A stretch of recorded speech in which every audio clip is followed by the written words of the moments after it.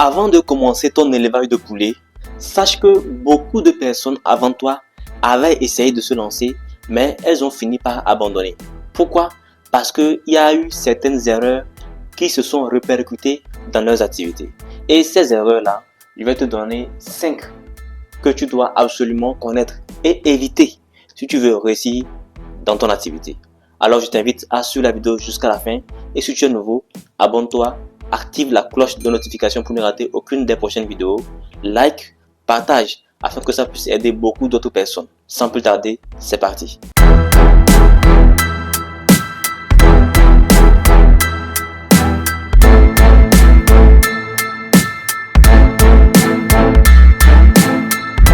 Salut à toi, jeune entrepreneur ou passionné d'élevage, je suis Mibamouzo, technicien agricole et ici je partage avec toi des conseils qui pourront t'aider soit à débuter, soit à améliorer ton activité d'élevage de poulets en Afrique. La première erreur qu'il faut absolument éviter quand tu veux décider de te lancer dans l'élevage de poulets, c'est te lancer sans calculer tes coûts. C'est un problème très récurrent qui a fait que beaucoup de fermes d'élevage qui ont débuté ont fini par abandonner au bout de 3 mois, 6 mois, 1 an. Parce qu'il y a eu une mauvaise gestion financière.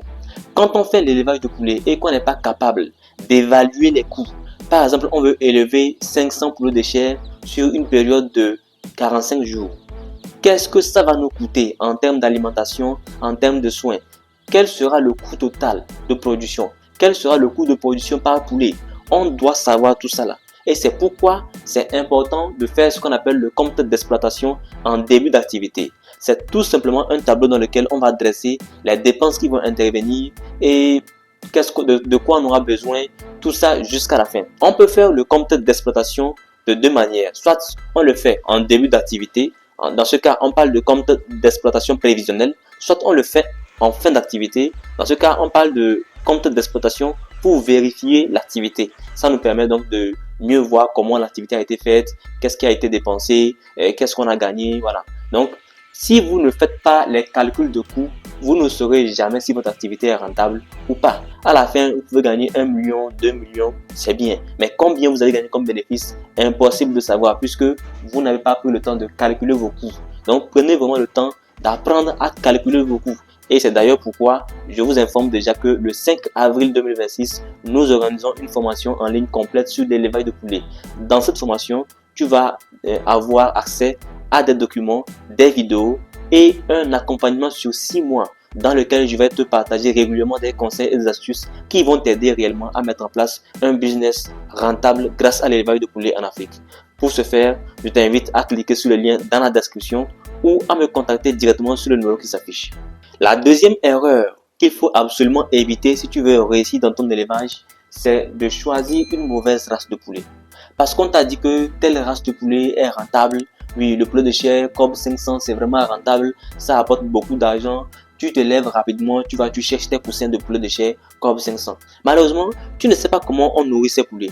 Tu ne sais pas non plus qu'ils sont très fragiles en élevage. Du coup, tu ne sais pas comment tu vas devoir les gérer en termes de santé. Conséquence, tu commences ton activité, tu es content, mais au bout de 2 semaines, 3 semaines, tu commences par avoir des difficultés, des mortalités régulières et tu finis par te rendre compte que vraiment ton activité n'est pas rentable.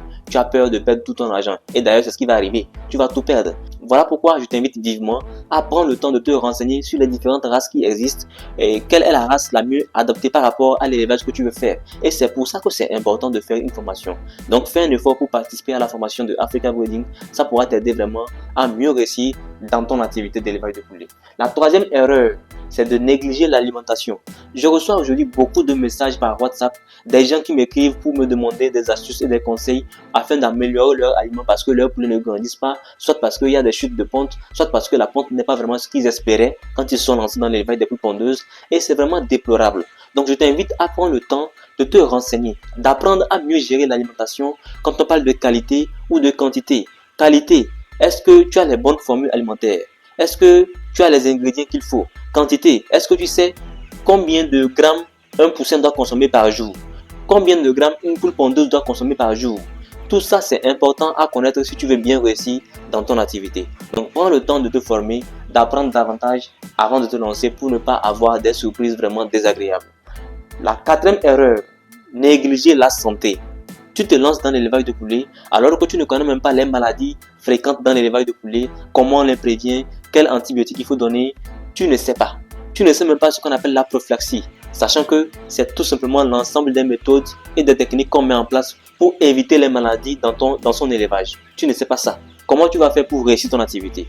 Prends le temps de te renseigner sur les différentes méthodes et astuces qu'on peut utiliser pour lutter contre les maladies dans son élevage. À quoi ça sert de prendre des poussins, de les nourrir et après une maladie bizarre apparaît et détruit tout ton élevage? À quoi ça sert si ce n'est une perte inutile? Donc prends le temps de te renseigner vraiment sur les différentes maladies qui existent. Ça pourra t'aider à mieux réussir.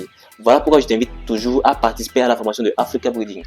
La cinquième erreur, la plus dangereuse d'ailleurs, c'est de se lancer sans aucune stratégie de vente. Aujourd'hui, beaucoup d'éleveurs se lancent dans l'élevage de poulets et c'est après avoir produit leur poulet. Le poulet est là, bien portant, mais il n'y a personne pour acheter.